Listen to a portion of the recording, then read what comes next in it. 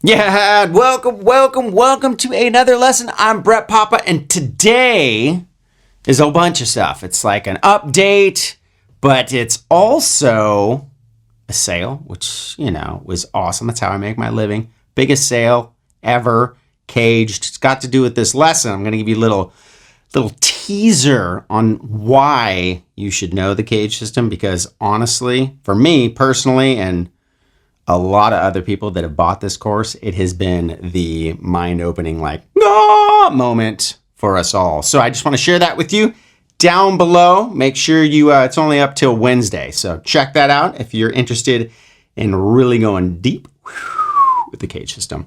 But also, I've been away for a while, so sorry. I've got like 8 awesome interviews with just wicked players about to drop. And also I've been making some courses with some other people, including one of your favorites, Tim Pierce, but some new people coming through, some of the world's best guitar educators. So look out for that. Check it all out at brettpapa.com. All right. So CAGED system, check this out. Now, most of us all here, especially, know the pentatonic scale, right? So let's take A. Now, you can do major or minor. Right? Major, minor. Okay, so let's take A major. Now, it really helps, and this will definitely become the most useful when you understand and can see all 5 shapes. So I'm going to blow through those really quick. If you don't know those, look up pentatonic, A major pentatonic 5 positions, and you'll get them. But let's do them really quick.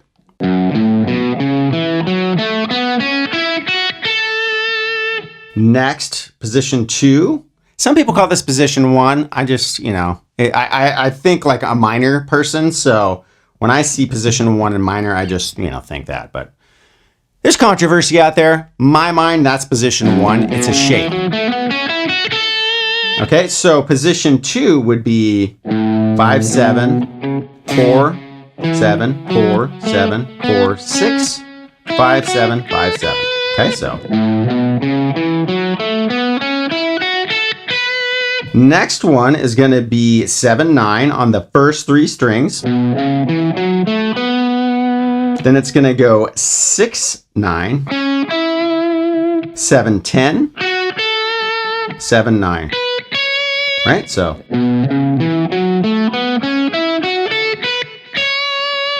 next one, position 4, is going to go. So we got 9, 12, 9, 12, 9, 11, 9, 11. And we got 10, 12. And then back to 9, 12. And then finally, we have this one right here, which is going to be 12, 14. 11, 14, and then 12, 14. Right, so. Okay, so those are the shapes. Now, the CAGED system is how you see one chord, the A chord in this particular instance, all over the neck. Now, again, I go over this in all of my courses. The CAGED course down below is like a 10-hour plus deep dive into it. CAGED system is everything, but let me give you a brief explanation. So there's going to be CAGED 5, and this is why it goes great with the pentatonic, scale, is because there's 5 CAGED positions, right? And so all CAGED is each letter in the word CAGED looks like an open position chord shape. So think of C, right? C chord, A, G, or old school G, E, and D. Okay, so that's that. Now, if I wanted to do an A chord all over the neck, right, then those shapes become the A chord as we go up the neck. So in the A chord, you have to start from the A, shape of the CAGED system. So this would be A. You have to keep in mind with the CAGED system that your first finger would be a movable capo, right? So that's an A chord. The next one, the G chord, would be, you would do this G, But instead of it being a G, in the root, you're looking for this exact shape, but you want an A in the root, the lowest note, right? And then if you think of a G chord, it has open strings that are down a whole step. So you have to compensate with your first finger. Okay, so that is an A chord with a G shape. Then think of an E major chord, right? Do our movable capo, A's in the root, E shape. Same thing with a D chord, think of a D, right? So caged is a way to see, say, an A chord all over the neck. Now, when these two things converge and come together, it is everything. And I want to really stress to you that even after 20 something years of playing, when I finally got introduced to this by like the most shredding shredder of all time, Guthrie Govan, he's like, dude, go home and check this out. It literally was like, oh my God. And then everything made sense, that all these pros that I've been interviewing and everything, they all say, see your chords all over the neck. Well, this is the way to do it. That's the most easy, right? Because it's shapes we already know, and it's really easy to identify those shapes. And then once you figure it out, and with one chord, the same progress, or the same way, it works with every chord, right? So you do the exact same thing. You just move the root around, and all of a sudden you can see all those chords all over the neck, right? Let me give you an example. So here we go. A chord, we're jamming an A. Right, we want to learn how to do melodic soloing.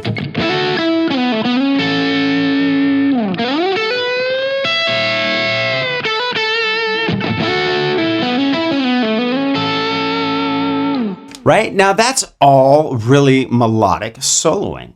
Now, if I just knew, and when I just knew the pentatonic scale itself, I could never do that, right? I would guess and try to get to it, and maybe my ear would help me fumble to getting to that point to where it's like, oh, that sounds pretty good. And I knew stock licks from other songs, right?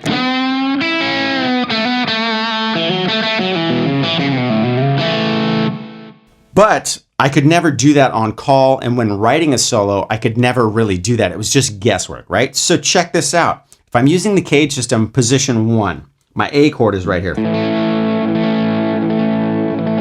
Okay, so I want to target these notes, right? So now I can do a lick like,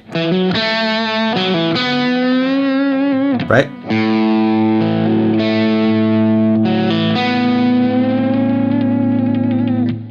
Works great over the A chord, right? Because I'm taking notes from that chord. And check it out, when I bent this up,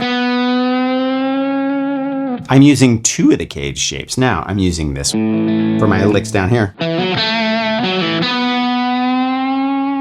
But when I did that, I'm moving into position 2 of major pentatonic and using the E shape of my A chord. Bent into that 3rd. So that's the 3rd of my chord. Now check it out in position 2. Listen to that. Because I'm taking the notes of this E-shaped chord, 3rd, that's the 3rd of my chord. Each chord's a root, 3rd, and a 5th in its most basic form, right? And then, right? So I'm really hammering the notes of that chord. I mean, you can mix it up 1,000 different ways.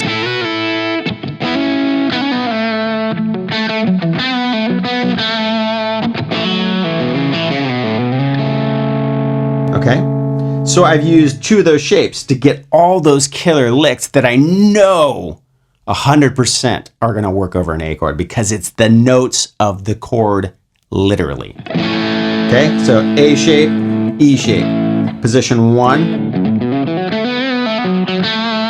position 2. Look at how that just lays right over that position. All these notes are right out of that chord shape.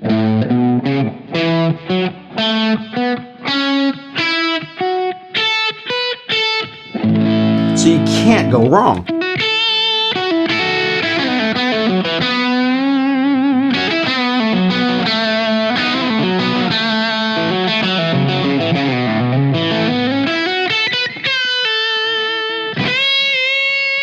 So when I bent up to that last note, this is a shared shape. You can think of it in 2 different things. There's a C shape of that chord, right? Starting with the A note in the root. Think of a C chord, right? So that can be thought of as the C shape or the D shape, right? A chord right there. That's the D shape. Or if you want to get the more of the arpeggio thing going on, the C shape works really great, right?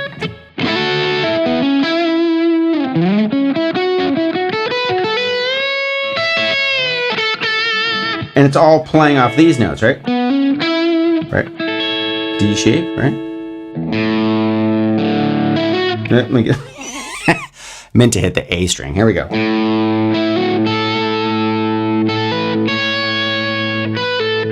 Right? All of that. When I bend up here, I'm bending into this A chord right here. Third.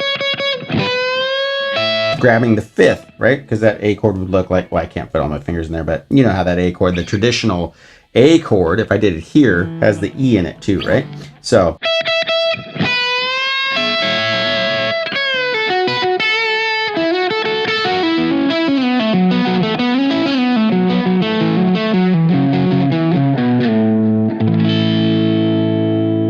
Right? So that's one chord. What happens when we expand and we take a couple of chords, like we went E, or let's do A, D, and E, right? We got a 1, 4, 5. Check this out. So think of all those shapes that I just showed you, because every chord has, the CAGED system applies to every one of those chords. So check this out, right? Here's our A.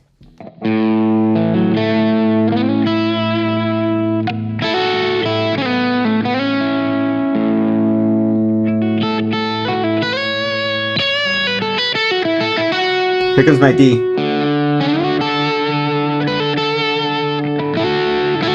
And I'm playing off of this E shape of my D chord now. Right?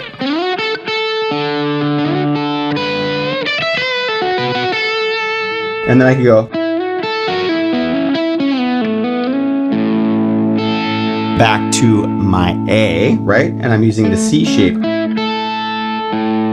Now we got the E chord coming up. Right out of position 3. I'm using the A shape of my E chord. Back to my D chord.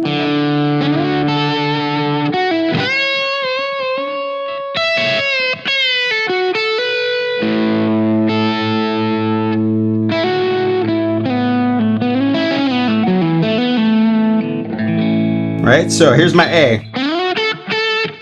After this D.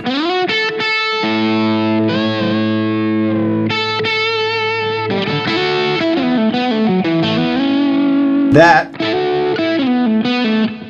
playing off of the back of this chord, right? Root 5th, this chord. Then I got my D. I can use the C shape.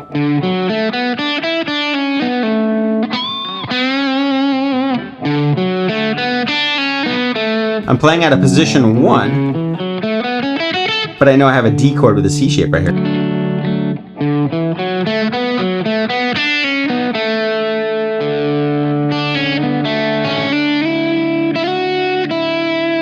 Back to my A. Here we go.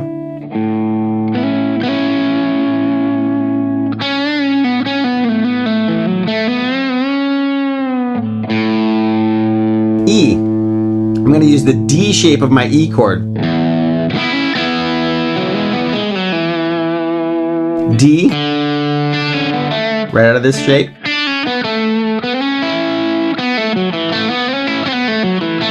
Back to. Alright, say I threw an F sharp in there. I got the E shape, the E minor shape here, right? I also have the minor shape. Now keep in mind, you have to think of like a D minor chord, but the F sharp minor chord is right here, right? The A minor version of that chord is right here.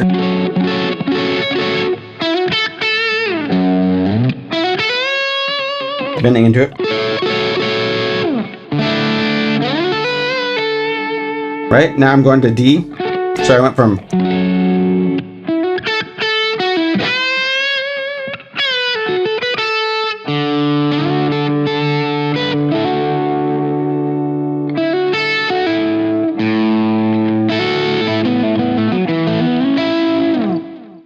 okay, so literally there in my mind, and you know, whether it's working with Guthrie Trapp or Tim Pierce or all these other people I interview, everybody that has really had their mind been blown has gone from a chord approach, seeing chords all over the neck, because we all kind of get that, you know, the pentatonic scale, but nobody knows how to use it. Nobody told me how to use it. They said, here's a solo, just, you know, or here's the scale, just solo. You got it.